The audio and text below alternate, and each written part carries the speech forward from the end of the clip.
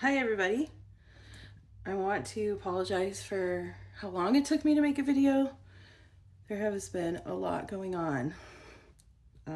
Everyone knows that. Just a lot of chaos, uncertainty, whatever in the world and Pokemon. It's just all really connected in a way. We're all just unsure of the future, but I've always had hope that things work out. I still have that. That will never go away based on my history of just pain, but then it works out. So what doesn't kill you makes you stronger. And um, I am really just grateful to be in a community, even if I'm not in it. Like, I am from an outside parasocial, whatever that means. I have really no one in the hobby that I'm like talk to very much. A tiny bit of Instagram messaging with a couple people, but very small amounts because I realize that anyone connected to people always gets triggered by me all the time. It's just the reality of my existence. I trigger people, especially the loved ones of people.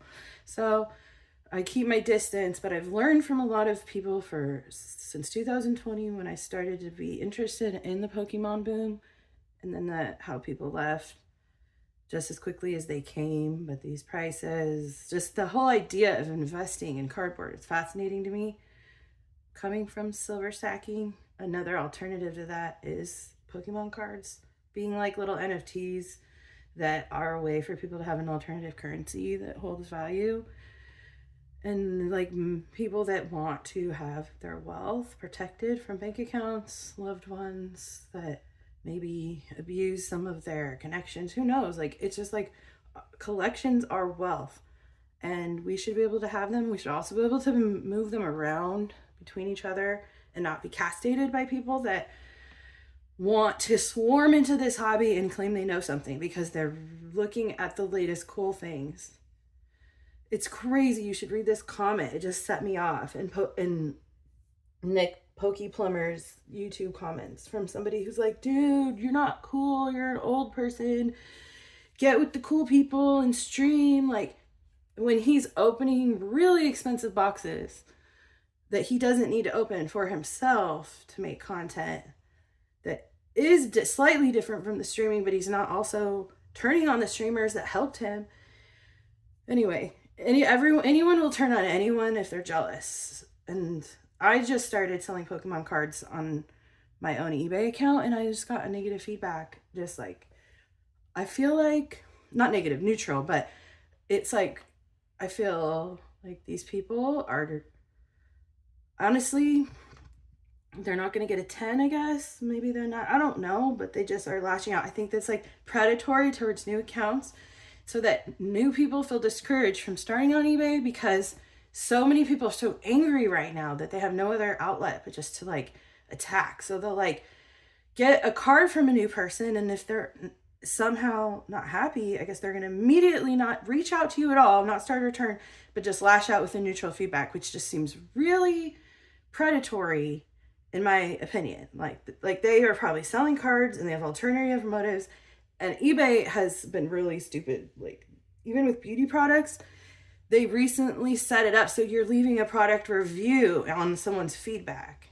Like, if a girl doesn't like a particular makeup, she's gonna just have like a negative thing she says in your feedback. Anyway, so feedback is really irrelevant these days, and I think people being triggered by feedback will keep them from selling their cards on eBay.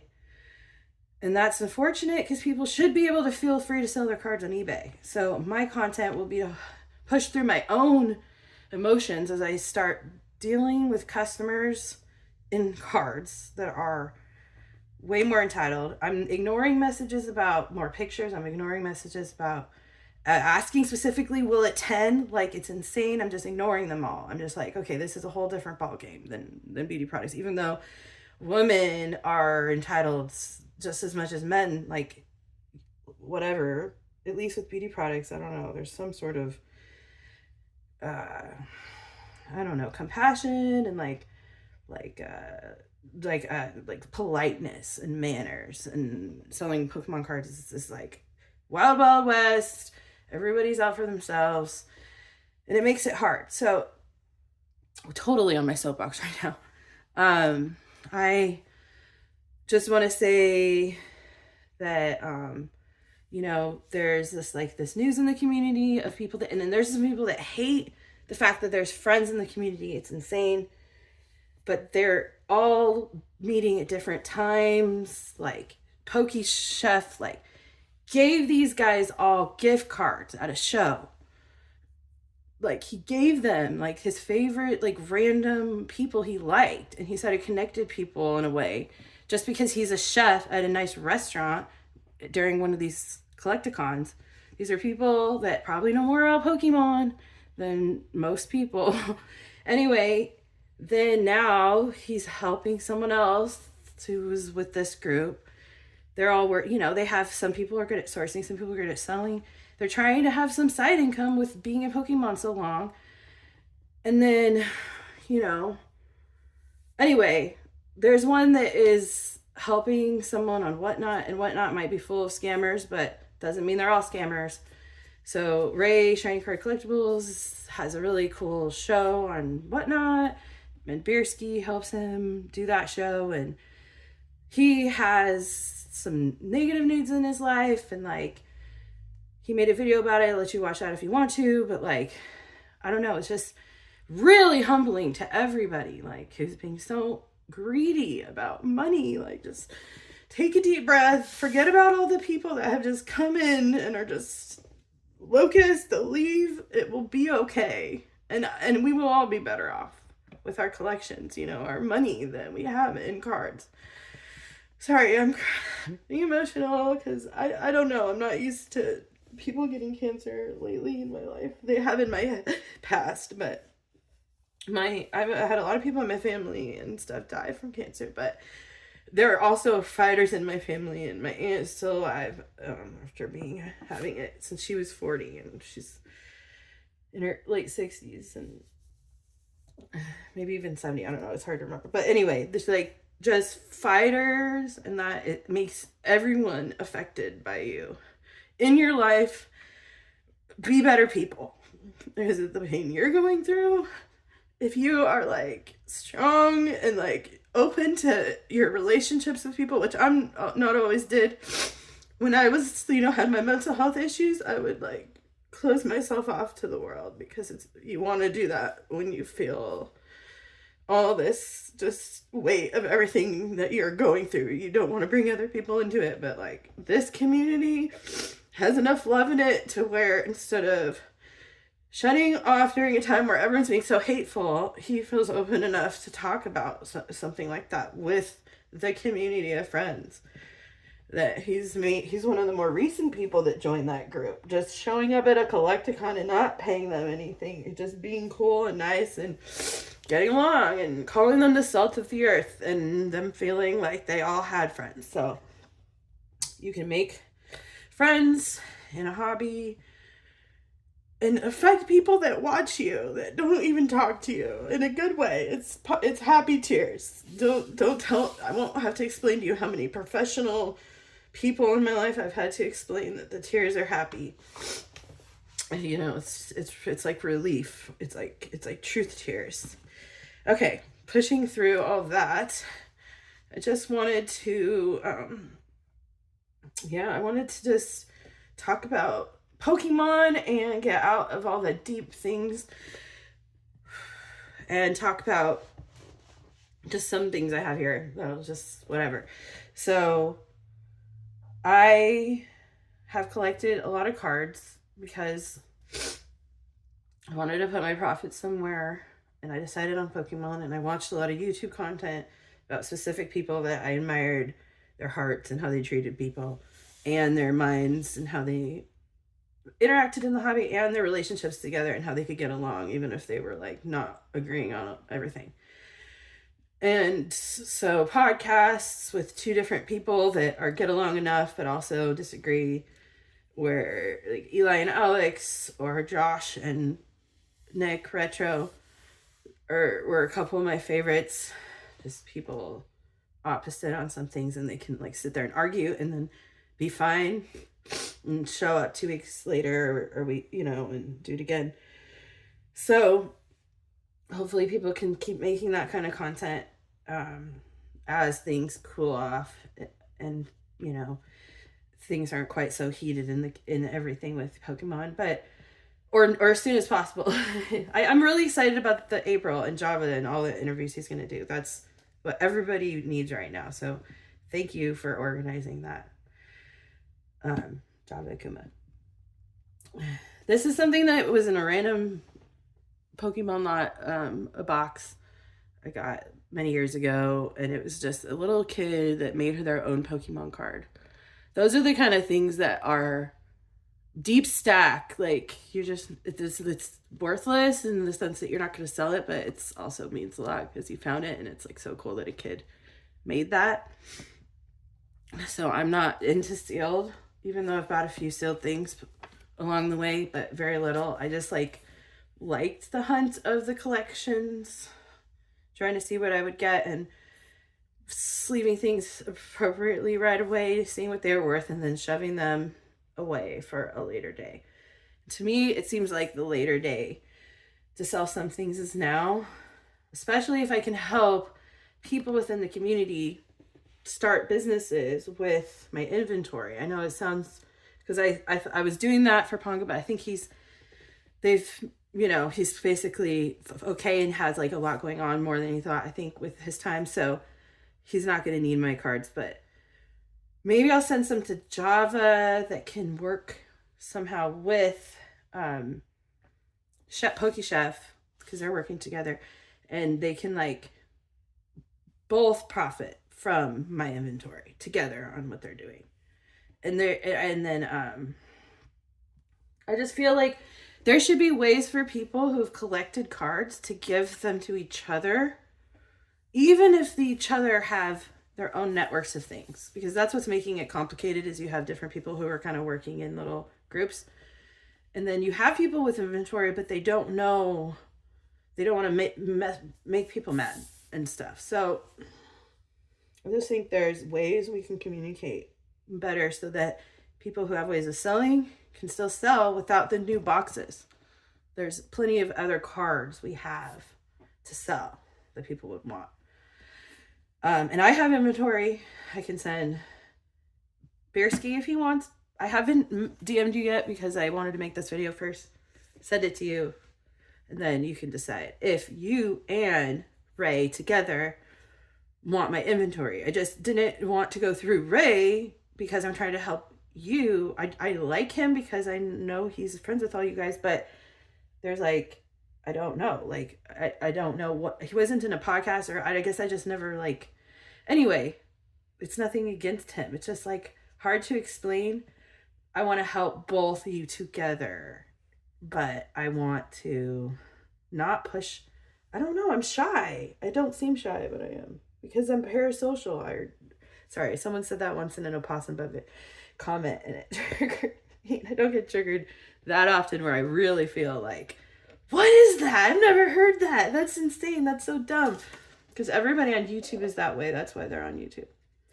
Anyway, so these cards. Okay, so I mentioned in one of my videos I wanted this card. Well, look, I found it. I was just going through cards, trying to get basically modern cards separated from vintage cards. Vintage being mid-era, things that I feel like are definitely have so much room to grow in value. But yeah, so this has like a crease, so it's not like some pristine card, but I have the art. So this would be something that I'm just keeping like for myself. I didn't know I had that, right? I just must have gotten it early and then later imprinted on the card. And also I thought that Vaporeon was my only gold star. This popped up and there's a little star up there. I haven't even scanned what it's worth because I don't need to know every dollar amount everything's worth and have it all organized. It's the treasure hunt is still there for me later. These are just random. Obviously, these are not worth that much, I don't think, but I just grabbed them because as I was going through the cards, the color scheme was pretty, and this card I think is just cool. What is about this card do I like so much? I don't know. So when I'm deciding which cards I want to just pile to give to people to sell or for me to sell, I'm like keeping some of the ones that I just like, just cause. If I like it, even if I have multiple copies, other people will like it later probably. So, but then there might be some I'm like, oh, I'll keep one, but I want to sell the rest. I don't even know. You take that whole Marie Kondo spark joy thing and you apply it to like your collections, even if no matter what size they are. But this isn't that expensive of a card. But look how pretty that is. And this, I don't even know what this is, but I was looking through it. I was like, oh my God, look at the land back there. I mean, this could be worth $5. It could be worth 50 cents. I don't know, but does it matter to me? I can be some weird person that never watched that much Pokemon shows and never played a Pokemon game ever in my life, and still like this art and that it has value, like a collectible. You know what I mean? It's just a different perspective that a lot of people don't realize some of us have. We're just liking these as not game pieces, but pretty pieces that maybe have value. And not enough people have faith in the past things, even though those of us who have been here know those things are safer in their values. Anyway, what is this? This is nothing. Seems like a normal card, but this is cool. This has some sort of character to it that is like interesting, that some kid is going to just be drawn to someday just because of the art. Anyway, okay. What else? I don't know. This one, because of the new Team Rocket set I pulled out, I just thought, I saw a lot of different Team Rocket cards. This one just, I don't know, I liked it. I put some off-brand China whatever things up here just because I don't want to have the same background every time. I don't know what I'm going to do. I don't need to have a plan to try to, this isn't about me making some money on YouTube at all, like it is for literally 99% of people on YouTube.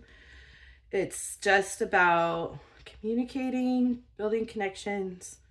I want to have my own life in person with my family and everything, but there is value to knowing people in different parts of the world and just learning from different people that have different like states they've grown their minds in with different laws and just different perspectives. It's healthy.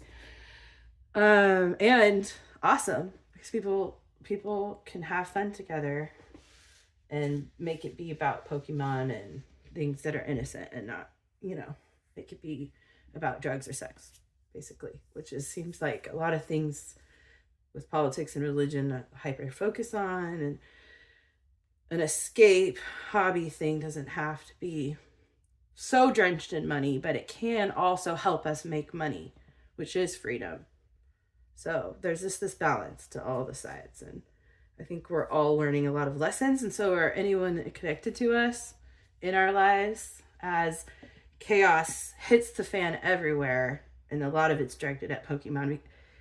I mean, honestly, Pokemon has drained a lot of people's wealth, and it's not our fault. It's not. I don't think we expected people to be so stupid. We didn't need to prep everyone to not all do what Alex and Danny did, which was great. It's so good that people can stay at home and get packs open, but since they're all copying each other, it'll be interesting to see how it falls out when the ones that are copying are playing hall monitor and tattletelling on each other. It's like a house divided, just collapsing.